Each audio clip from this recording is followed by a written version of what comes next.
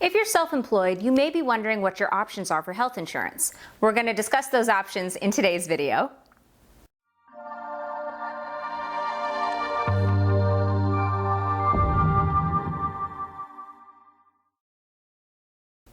Hi there, my name is Sarah and welcome to iHealthBrokers channel.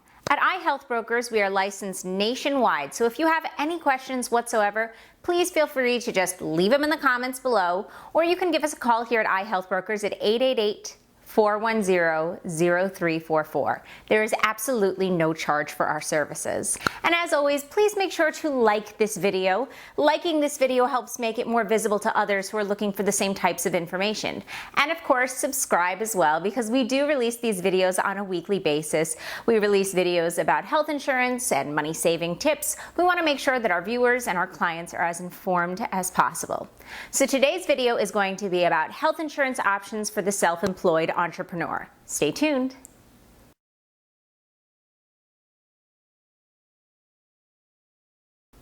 One of the first options that we're going to talk about is marketplace insurance plans. So under the Affordable Care Act, also known as Obamacare, marketplace plans cannot discriminate against pre-existing conditions. So if you have a pre-existing condition, this may be a great option for you.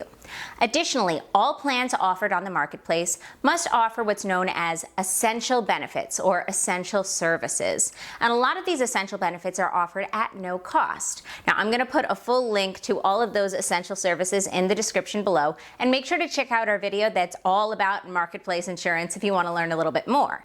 Many people are actually eligible for tax credits when enrolling in a plan through the marketplace.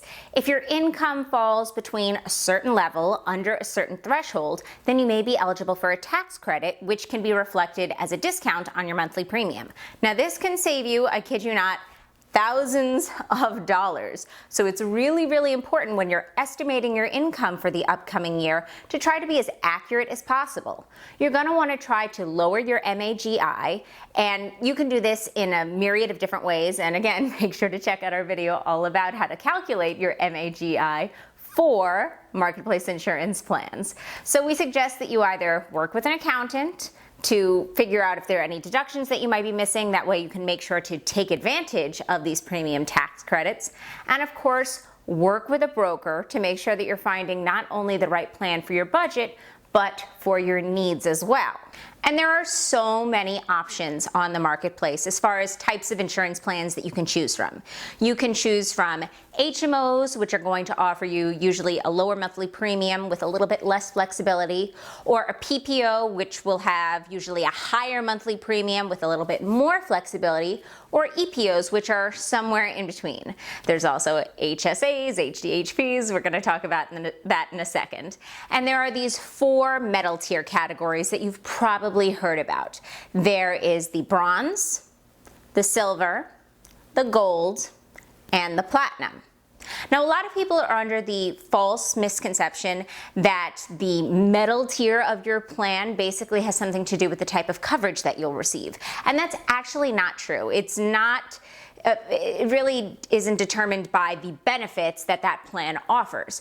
What it all boils down to is the cost share. So when you're with an insurance plan, basically for any services that you receive, your insurance is going to pay for a portion, and you're going to pay for a portion. So with these metal plans, all it's indicating is what that cost sharing is. So with the bronze level plans, you're going to be responsible for 40%, and your insurance carrier will pay for 60%. Silver, you pay 30, they pay 70. Gold, you pay 20, they pay 80. And platinum, you pay 10, they pay 90. Now, generally speaking, you will notice that as you move towards platinum, your monthly premiums are going to get higher, and as you move towards bronze, your monthly premiums are going to get lower. This is basically to offset that cost sharing. So if your insurance carrier carries more of the cost share, your monthly premiums will be higher. If they are responsible for less of the cost share, then your premiums are usually going to be lower. Now, That's not all you need to take into consideration though, because a monthly premium, as wonderful as it is to save money on a monthly premium, you really need to make sure that your plan reflects your needs. If you're looking to save a little bit more money, you may want to look into a high deductible health plan, or HDHP. Specifically, you may want to look into one that has a health savings account, or HSA. Now, a lot of people love these because of that triple tax advantage. We're looking at you, FIRE community. So make sure to check out our video that's all about high deductible health plans and HSAs, because they are a great option, but as always, they're not for everybody. If you think a marketplace plan might be right for you, then you want to head on over to healthcare.gov to check out all the plans available. Now, you can utilize the website year-round, but there are really only certain times of the year in which you can enroll. So first, there's the open enrollment period. Now, this is every year, same time, from November 1st to December 15th. However, it may actually be longer dependent upon your state. And you may also qualify for a special enrollment period if you've undergone certain qualifying life events.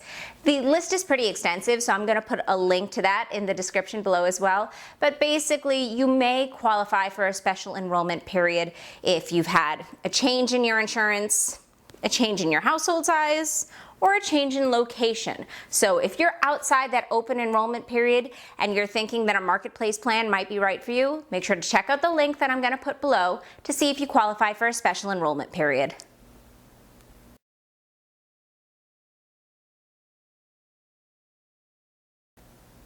The truth of the matter is, without a premium tax credit, or even with it, a marketplace plan may be more money than you're looking to spend on health insurance. And that's completely valid. There are other options. So if you're somebody that wants health insurance to maybe just cover their basic needs, or perhaps you just want it there in case of an emergency, then you may want to look into a short-term medical insurance plan. Now, they have majorly evolved in recent years. In fact, many short-term medical insurance plans offer a lot of the same benefits as marketplace plans. You can get plans that offer doctor's visits, prescription drug coverage, catastrophic coverage, hospital procedures, and a lot more. One of the major benefits of a short-term plan is that you're going to have those out-of-pocket maximums with a much lower monthly premium. So if you're unfamiliar with the term out-of-pocket maximum, basically insurance plans will have a cap on what you may be required to spend for in-network covered services. That part is very, very important.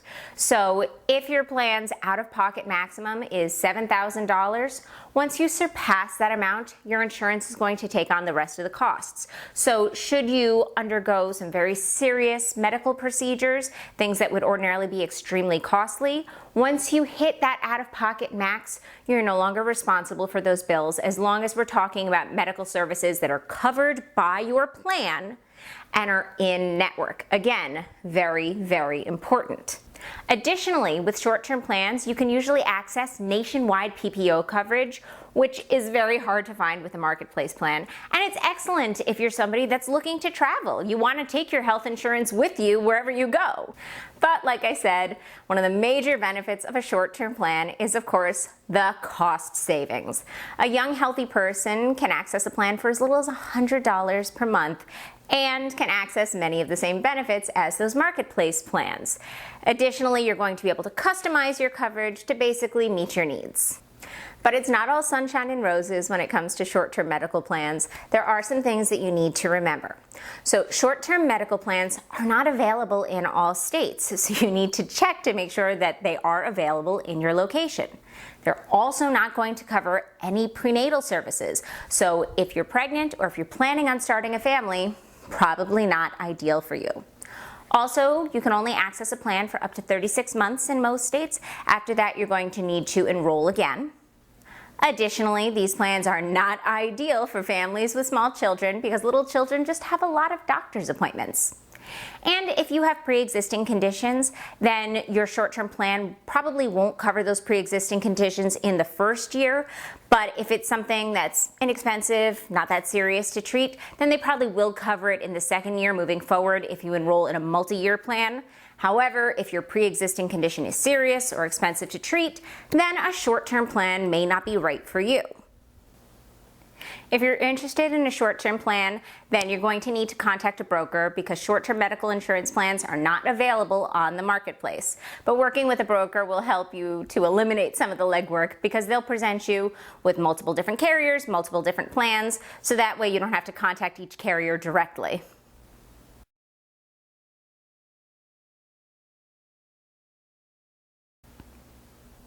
In addition to your basic and most important health needs, there are obviously other needs that you need to take into consideration as well, namely things like dental, vision, etc. A lot of our clients and viewers are especially concerned about dental insurance, and that is entirely understandable because without insurance, and sometimes even with it, those dental bills can really stack up, and it's not something that you can exactly put off if you're in pain now. Luckily, there are a couple of options. The first is, of course, marketplace insurance. So when you're on healthcare.gov and you're looking at different plans, you can actually pick a plan that includes dental insurance, or you can add it on if you so choose. However, just something to be aware of.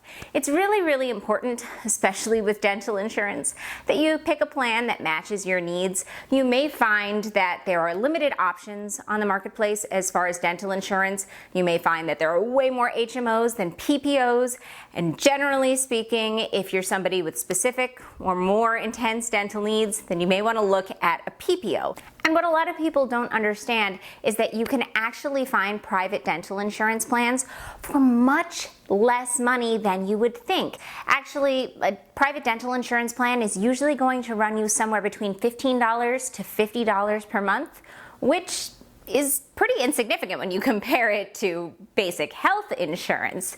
Additionally, if you're going with a private dental insurance plan, you're going to have the ultimate flexibility because you can really choose a plan that perhaps your dentist already participates with, or maybe they have higher out-of-pocket maximums, something to really make sure that it's the right plan for your needs.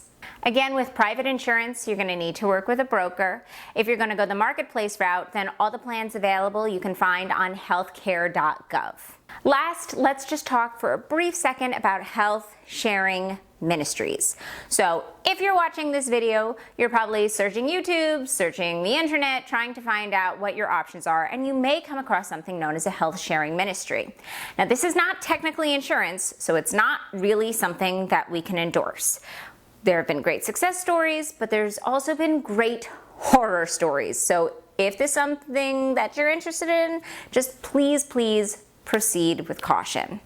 And then, of course, there's some folks that may qualify for Medicaid. There's also private insurance in general. Again, you're going to need to work with a broker. This is a good option if perhaps you're ineligible for a premium tax credit on the marketplace, but you need a little bit more coverage than a short-term plan can provide, or maybe it's not available in your area.